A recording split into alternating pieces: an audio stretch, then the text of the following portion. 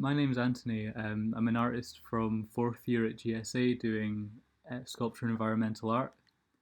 I'm just putting together a little presentation about digital work and digital documentation and kind of advice and programs which could be useful for people who aren't really that into digital stuff but maybe want to get into it. Um, I kind of got into it at the start of lockdown, so I'm no expert, but I think that probably gives me good standings to talk about more accessible programs. Um, yeah, so in this, um, the presentation, I've kind of got free Photoshop alternatives, advice on photogrammetry and other useful programs. So, with Photoshop being one of the most useful tools for photo editing, unfortunately, you do have to pay for it for like a whole year and every month. Um, so it's good to have like free alternatives. So two of the ones that I've got here are GIMP and Photopea. GIMP is probably the most well-known Photoshop alternative, but um, it's not the most intuitive one. But there's lots of features and it's free to download, so it's definitely good to try out. But if you're not really wanting to download anything on your laptop, or you feel like there's not enough space on your laptop or computer to download anything, Photopea is a web-based editor which is modeled after Photoshop. So if you're like used to Photoshop or anything like that, it'd be really easy to transfer onto this free version.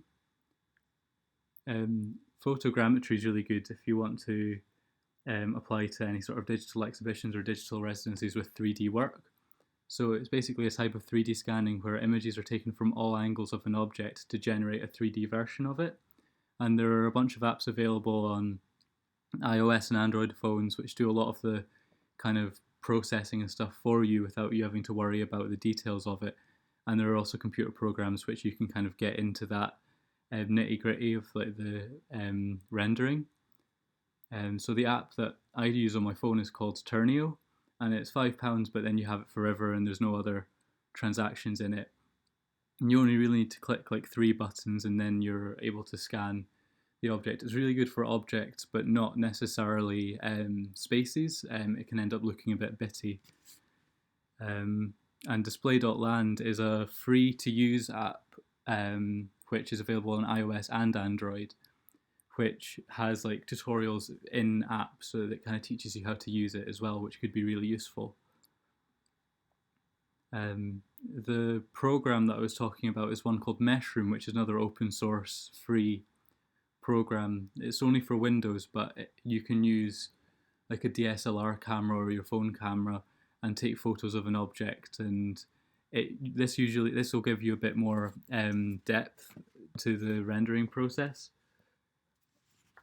Um, some advice on like photogrammetry if you want to like get into it is to have like good lighting. That can be really important.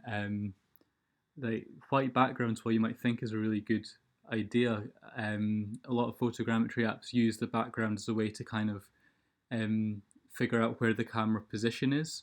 So having some stuff in the background can be useful for it figuring out the scan properly. And just remembering to do like the top and like underside of any objects if there's like a bit like overhanging, because you can often forget those bits and then you get like a weird grey unrendered bit of the object. A lot of other useful apps and programs. The kind of main one for 3D work is Blender, which is an open source and free program on your computer. You can use it on Windows, Mac, or Linux, and it's kind of got loads and loads of possibilities. You can do anything from like video editing to 3D animation to simulation stuff. So, but with that does come a bit of a learning curve. So there's lots of good tutorials online you can learn from. Next to that is SketchUp, which is a browser-based 3D modeling platform, which is a bit more intuitive to use and quite basic in those features. So it's a good one to get into. An app I use on my phone called Embed 3D, which is free to use, and it's just a way of viewing models on your phone. So I use that once I've done a photo scan on my phone. I can send it into Embed 3D and then view it in like a point cloud or as like a full mesh, which is really helpful.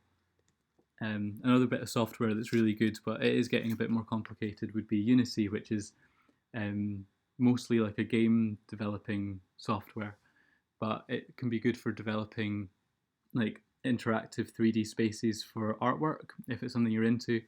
Although get ready to spend like weeks learning the program, and like there is coding involved in it, so it's not the most accessible thing to get into, but I think worthwhile in the long run if it's something you're interested in. And the last one I've got here is Adobe Dimensions, which if you're at GSA like me, you will get free with that Creative Cloud thing that they were offering. And it's similarly like, kind of easy to use. Like you can put 3D models and place them just to experiment with using a 3D space, which can be quite fun to do. Um, Really, the best piece of advice I can give for like learning this 3D software is just to go on YouTube and look up YouTube tutorials. It's how I've kind of learned all the stuff I know for my digital work.